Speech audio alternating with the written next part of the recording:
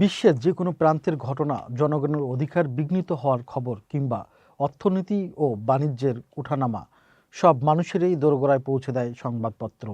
এক সময় বাণিজ্যিক কেন্দ্র করেই এর সূচনা হয়েছিল। বর্তমান ডিজিটাল ও সোশ্যাল মিডিয়ার যুগের খবর পৌঁছে যায় মুহূর্তেই। তবুও ছাপা কাগজের গৌরব আর জনপ্রিয়তা কমেনি। দৈনিক, সাপ্তাহিক, পাক্ষিক, মাসিক কিংবা ত্রৈমাসিক কত ধরনের না সংবাদপত্র বা ম্যাগাজিন দেখা যায়। তবে কখনো কি এমন সংবাদপত্র দেখেছেন যা 4 বছরে একবার প্রকাশিত হয়? এটি অবিশ্বাস্য হলেও সত্য। ফরাসি ভাষায় প্রকাশিত একটি বিশেষ সংবাদপত্র এটি, যা শুধু 29শে ফেব্রুয়ারি প্রকাশিত হয়। মূলত লিপ ডে বা লিপ ইয়ার ছাড়া এই পত্রিকা কোনো সংখ্যা বের হয় না। 1980 সালে প্যারিস থেকে এটি প্রথম যাত্রা শুরু করে। এরপর কেটে গেছে 43 বছর, আর এতদিনে প্রকাশিত হয়েছে মাত্র 12টি সংখ্যা। এখন প্রশ্ন জাগতেই পারে, কেন 4 বছর ছাড়া প্রকাশিত হয় না এই সংবাদপত্র?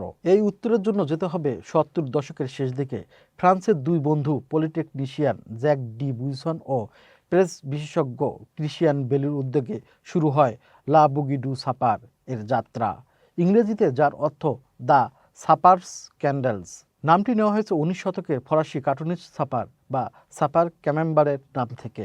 20 পৃষ্ঠার এই সংবাদপত্রের বৈশিষ্ট্য হলো এর নতুন সংখ্যা প্রকাশ করা হয় কেবল 29শে ফেব্রুয়ারি। 4.90 ইউরো বা $4.20 দামে ট্যাবলয়েডটির প্রচার সংখ্যা এখন 2 লাখ। লাবুজি দি স্যাপোর এর সম্পাদক জিন ডি ইন্ডি জানান, প্রথম সংখ্যা প্রকাশের পর মাত্র 2 দিনেই সব কপি বিক্রি হয়ে যায়। হকারেরা তখন আরও কপি চাইলেও তিনি বলেন, ঠিক আছে, কিন্তু মাত্র 4 বছর লাগবে।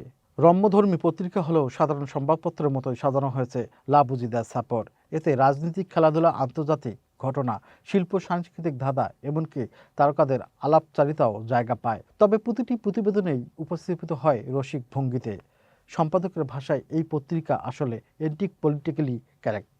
বিশেষ এই পত্রিকাটি অনলাইনে প্রকাশিত হয় না, কেবল ফ্রান্সের নিউজ এজেন্ট, হকার ও পত্রিকা বিক্রির বুথগুলোতেই পাওয়া যায়।